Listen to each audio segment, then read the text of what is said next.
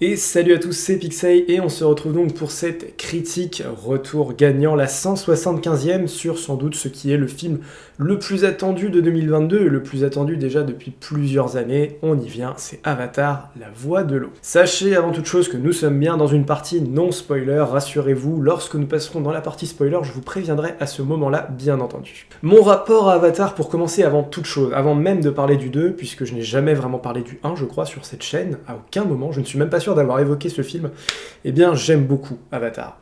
Avatar, j'ai eu l'occasion de le découvrir donc plutôt jeune, j'avais 13 ans, enfin voilà, j'étais adolescent, de le goûter au cinéma, et à l'époque, ça m'a presque fait ni chaud ni froid. Mais après, en le revoyant, en analysant, et vraiment en me plongeant dedans, c'est à partir de 14 ans que j'ai vraiment commencé à être cinéphile, on va dire, donc juste un an après.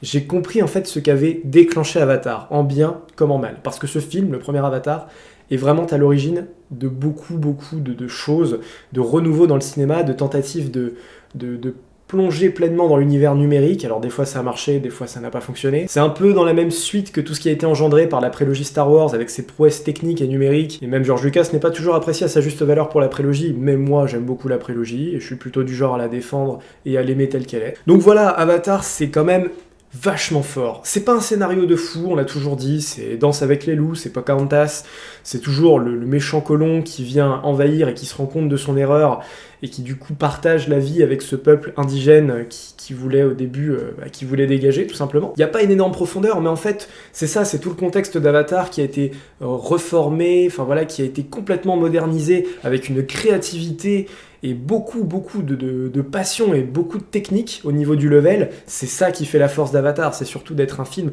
extrêmement pointu, précis, avec une vision très jeune, très nouvelle du conte en fait de base, enfin de l'histoire de base. Et puis bien sûr, pour ceux qui me connaissent le plus et qui ont peut-être vu mes vidéos, je suis allé à Walt Disney World et au Disney's Animal Kingdom en Floride, ils ont décidé de faire un coin du parc, un land Avatar, vraiment concentré et organisé autour des navis, de Pandora, on voit des montagnes flottantes, enfin c'est magnifique. Et je crois que c'est à partir de ce moment-là que je me suis dit, mais en fait Avatar c'est juste génial par rapport au potentiel et le fait de l'avoir goûté, de l'avoir vécu en vrai, c'était juste génial. Donc voilà, en fait, finalement c'est un rapport qui ne fait que monter crescendo, et là avec ce deuxième film que j'attendais énormément, et surtout avec James Cameron qui est un réalisateur exceptionnel, sans doute mon préféré pour ma part, parce qu'à chaque fois qu'il touche à un projet, je trouve ça extrêmement bien fait et extrêmement intéressant, il ne m'a jamais déçu. Et bien voilà, je me dis que le potentiel est là, c'est vraiment énorme, j'ai hâte de voir les autres films, et on va pas tarder plus longtemps, je vais tout de suite vous donner mon avis, toujours sans spoil, je le rappelle. J'ai beaucoup apprécié ce film, c'est beaucoup de talent, c'est beaucoup d'efforts,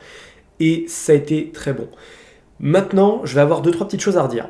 C'est un film techniquement qui est vraiment solide, l'univers de Pandora est bien retrouvé, les personnages sont de nouveau introduits, enfin en tout cas on te rappelle bien où en sont restées les choses, mais c'est quand même bien d'avoir vu le premier film, quand même, vraiment. Si vous n'êtes pas super familier d'Avatar, n'hésitez pas à vous refaire le premier film quand même avant d'y aller, pour vraiment vous remettre à jour, c'est quand même plutôt bien. Je trouve que tout est très bien narré, surtout en première partie de film, j'y reviendrai, c'est surtout le début que j'ai apprécié, parce que le point de départ, justement, qui déclenche toutes ces aventures et qui nous introduit ces personnages, est vraiment satisfaisant. C'est vraiment ce qu'on voulait voir après Avatar 1, et ça c'est très satisfaisant. Je crois que j'ai eu ce que je voulais voir. Il n'y a pas de fanservice grossier aussi, ça c'est une chose que j'ai relevée. Pour moi le fanservice grossier, ce sont des références placées au forceps qui n'ont aucune utilité dans le récit, juste à contenter et à satisfaire le fan, mais de façon pas intelligente et juste gratuite en fait.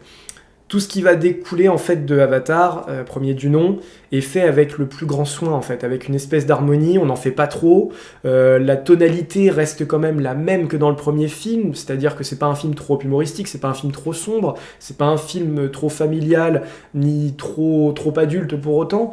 Voilà, la recette est toujours assez bien millimétrée pour que tout le monde s'y retrouve et que le grand spectacle soit vraiment fait pour tous. C'est un magnifique, c'est un super show quoi. Avatar 2, c'est vraiment un bon moment de cinéma, ça vaut le déplacement, c'est un pari tenu, c'est un pari réussi. J'ai juste à souhaiter au film de faire les 2 milliards tant espérés pour que ça puisse être vraiment la fête et qu'on puisse se dire allez Avatar ça va être un super truc et on va pouvoir mettre 3 coups de booster pour les 3 prochains films qui doivent arriver. Voilà, donc il y a vraiment certaines choses qui m'ont beaucoup plu dans ce film, vraiment c'est très intéressant je trouve au niveau même de certaines nouvelles thématiques qui là aussi sont vraiment liées au premier film, même si c'est du nouveau je me dis bah effectivement ce sont des nouvelles questions, des nouvelles approches qu'on peut tenter pour ce deuxième film, tout à fait. Bon, au rayon du coup des analyses, de ce que j'ai pensé du film, il y a un petit peu de tout, il y a à boire et à manger. Il n'y a jamais de gros défauts, je vous rassure, le film il est plutôt apprécié, elle est à 85% on va dire, mais il y a ce petit 15% qui me fait penser justement que on aurait pu peut-être aller un peu plus loin. C'est peut-être ça, c'est un film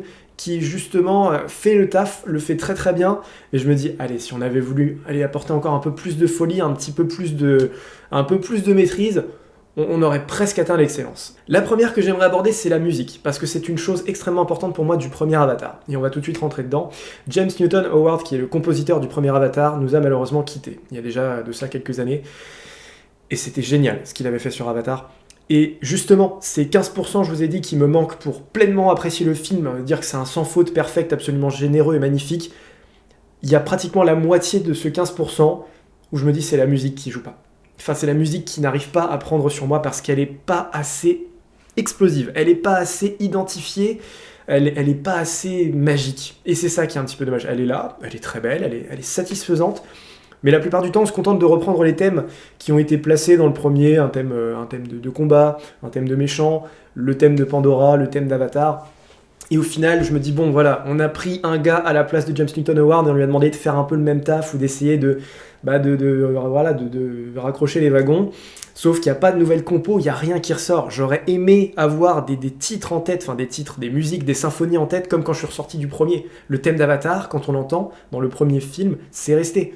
Parce qu'il est bercé tout au long du film, avec la forêt, avec les navis, c'est une espèce de symbiose, et la musique va aussi de pair avec cet aspect naturel, ce côté indigène, des instruments plus basiques.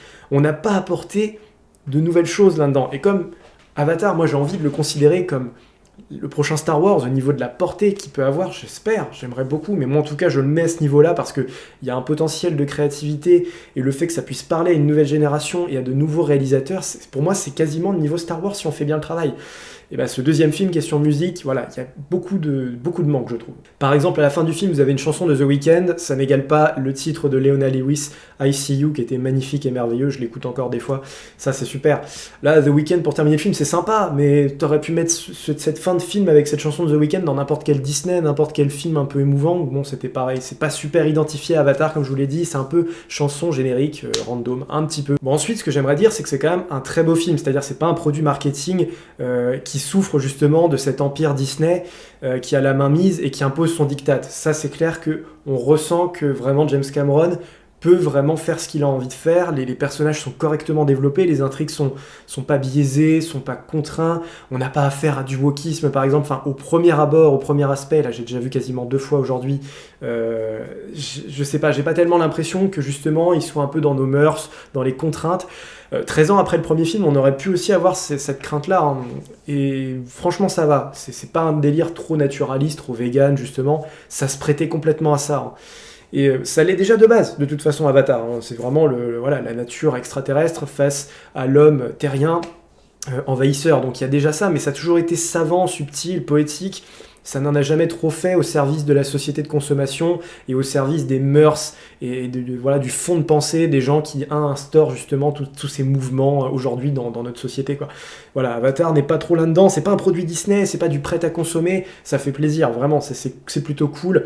Tout le film se tient vraiment sur des bonnes thématiques, sur des bonnes scènes, qui font pas copier-coller, qui font pas remake, même si, j'y viendrai peut-être un peu après, il y a un petit côté légèrement, mais vraiment je pinaille. Encore une fois, sur les défauts, je pinaille, hein, parce que pour moi, c'est presque pas des défauts, c'est plus des choses que j'ai ressenties un petit peu dans la façon qu'il a voulu les traiter, mais on a quasiment l'impression qu'il reboot un tout petit peu le film. Mais tout ça, j'y viendrai quand on parlera de spoiler. Bon, après, ce que je peux dire avant de passer en partie spoiler, c'est que tous les enfants qu'on voit dans la bande-annonce, cette nouvelle génération qui va arriver, je trouve qu'elle est très bien présentée, elle est très bien lancée. Là aussi, on voit que le temps a permis justement de préparer ces films et là où il voulait en venir, parce qu'il y a énormément de personnages aussi dans cette suite. Je vais y venir, mais c'est un film qui est beaucoup plus centré sur les Na'vi que le premier, paradoxalement. Vraiment, les Na'vi. Jake Sully, sa famille, puisque là, voilà, ça c'est quelque chose qui va du coup... Enfin, non, je vais en parler en partie spoiler, je veux pas m'éparpiller, mais voilà. Tout ce qui va lancer, voilà, c'est cette intrigue avec les enfants, tous autant qu'ils sont. Ils ont un temps d'apparition plutôt bien réparti, chacun des destinées, des quêtes qui vont être toutes très intéressantes et qui sont même posées là pour les éventuelles suites. Donc là-dessus, pareil, c'est bien joué, c'est compris du spectateur, c'est intuitif, c'est intéressant. Je suis happé par ça et c'est cool. Voilà, maintenant pour pouvoir parler plus en détail du film, il faut absolument que je spoil, donc c'est parti. On entre en partie spoiler maintenant. Bon alors ce film, comme je vous le disais, traite beaucoup plus des navis parce que voilà, c'est fini. En fait, le concept même d'Avatar est terminé dans ce film. Que ce soit pour les gentils ou les méchants, puisque moi c'est ce que j'aimais beaucoup dans le premier film, c'était de switcher en fait entre le Jake humain qui va sortir donc de ce cercueil, de ce coffret, enfin voilà, pour pouvoir reprendre sa vie en tant que marine, en tant que scientifique, et qui retournait en tant que Navi, voilà. Enfin voilà, on avait vraiment ce parallèle, et qui lui-même, au fur et à mesure du film, ses vies se confondaient, il ne savait plus laquelle lui appartenait, laquelle était celle qui était la plus appropriée pour lui, jusqu'à choisir à la fin celle d'un Navi en abandonnant son corps humain.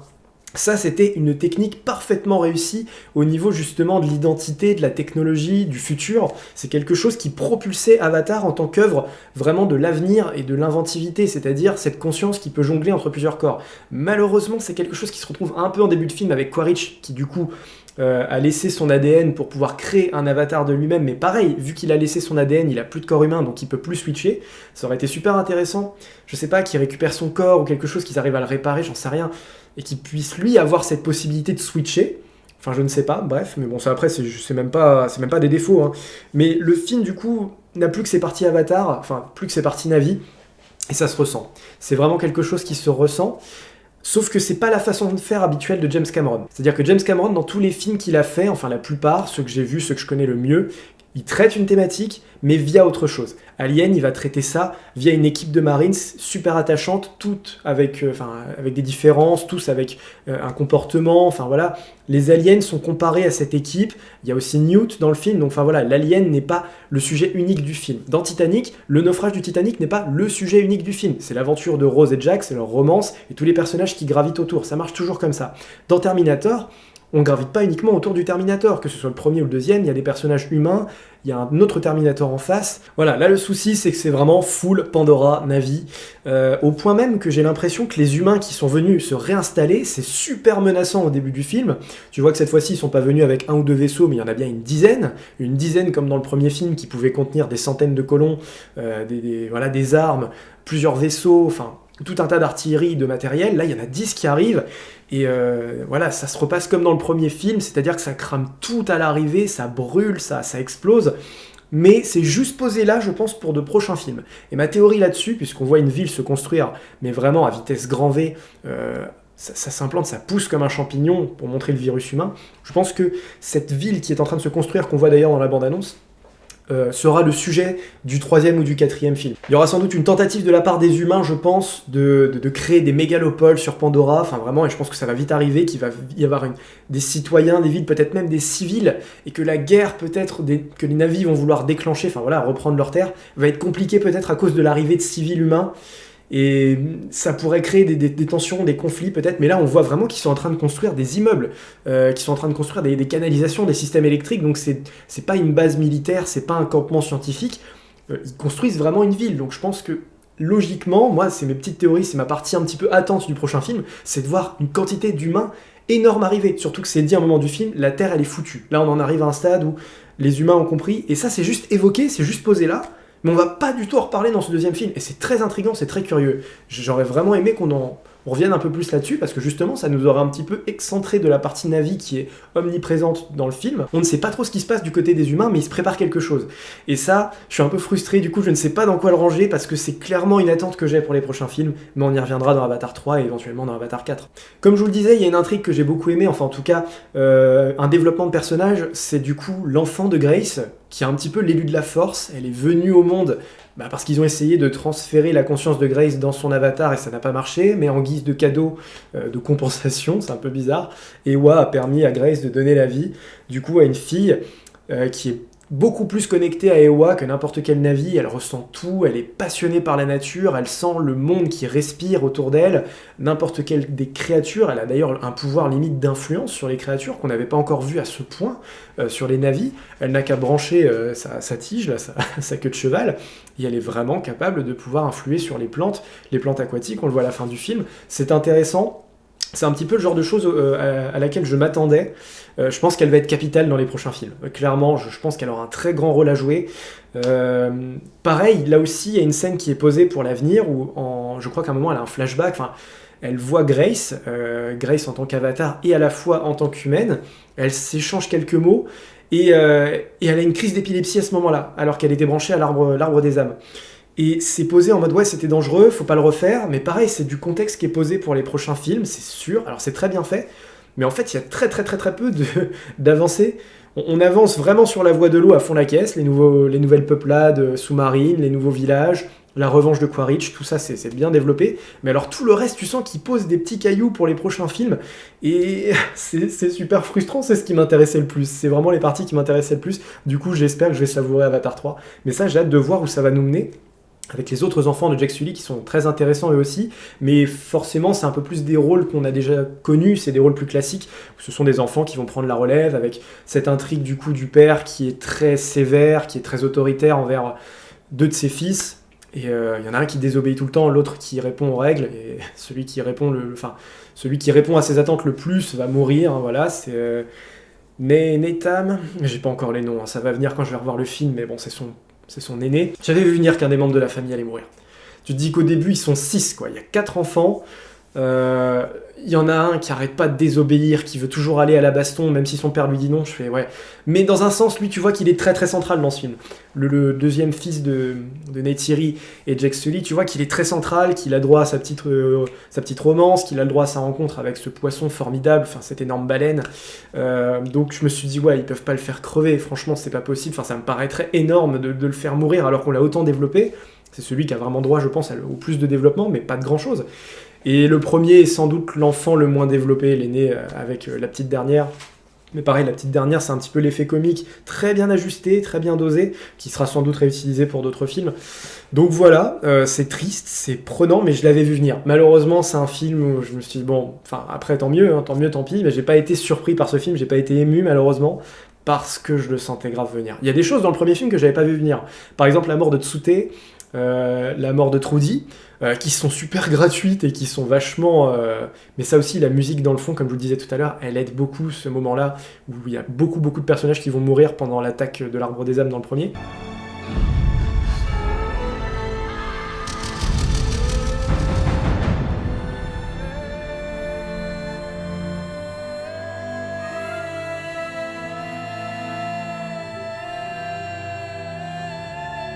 Mais bref, après aussi, je vois qu'il y a une espèce de discrimination intrinsèque des Na'vi par rapport au fait que du coup Jack et Neytiri vont fuir le peuple Omaticaya parce qu'ils ne veulent pas qu'une nouvelle guerre se fasse contre les Omaticaya, mais dans un sens avec ce qui se passe avec la mégalopole qui est implantée juste à côté, comme je vous le disais, je pense que tôt ou tard il va falloir de nouveau rassembler tous les Na'vi de Pandora et refaire une grosse baston, ça me paraît inévitable vu la tournure des choses, mais bref, on en parlera plus tard. Et du coup, ils veulent se réfugier du coup dans les mers, puisqu'il y a des petites îles qui sont beaucoup plus cachées, beaucoup moins faciles à accéder, afin que Quaritch ne leur mette pas la main dessus. Du coup, en fait, au début, ils sont très mal accueillis par ces nouveaux navires qui, pareil, traitent Jack Sully et ses enfants de démons, puisque ce sont des métis humains et navires.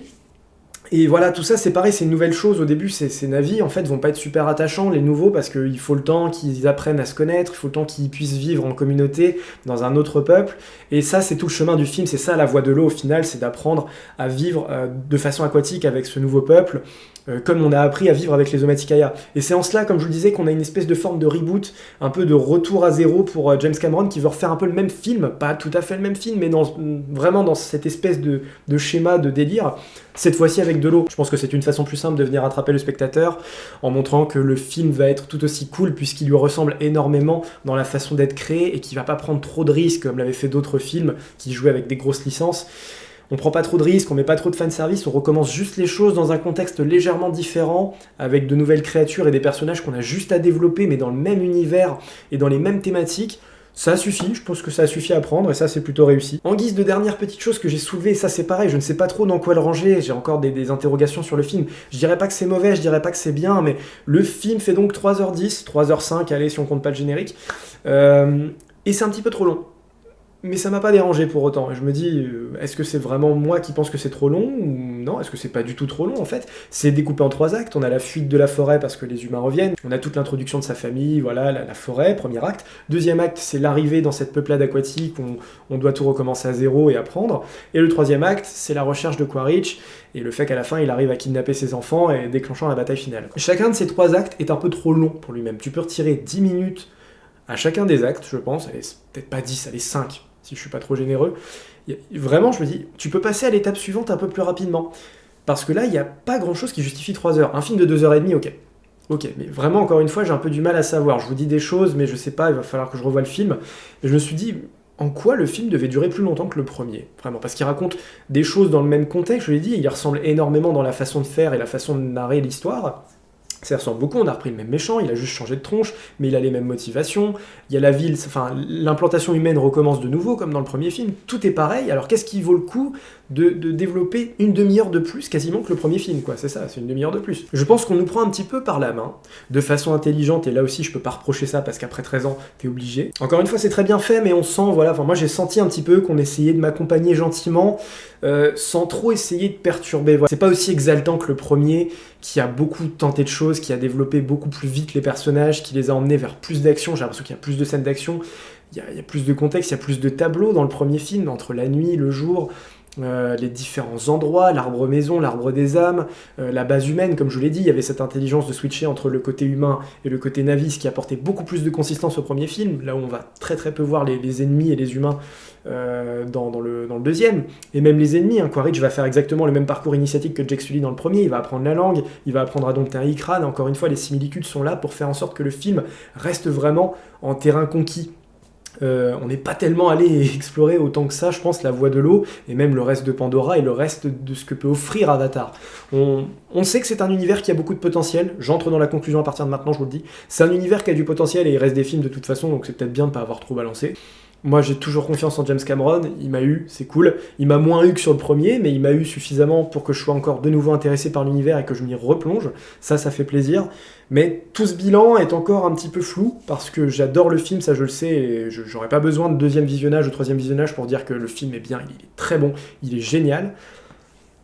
J'attends de voir où il va m'emmener. Comme d'habitude, parce que il a fait les bons choix, c'est une certitude, il m'a bluffé à certains passages, il est esthétiquement génial. Là aussi, c'est mieux parce que ça rassure de voir des projets financés par Disney qui sont quand même beaucoup plus esthétiques que certains Marvel, voilà. Quand on voit des humains et des navires interagir, t'as vraiment pas l'impression qu'il y a des effets spéciaux par-dessus, enfin en tout cas, ça se voit beaucoup moins, et c'est intéressant, c'est important, enfin ça fait plaisir. Mais voilà, je suis un peu frustré, comme je vous l'ai dit, par 2-3 passages. Voilà, mais c'est de la frustration, de la bonne frustration, parce que j'ai envie de savoir où ça va aller. Et j'aime beaucoup certains nouveaux personnages, comme je vous l'ai dit, comme Kerry, la fille de Grace.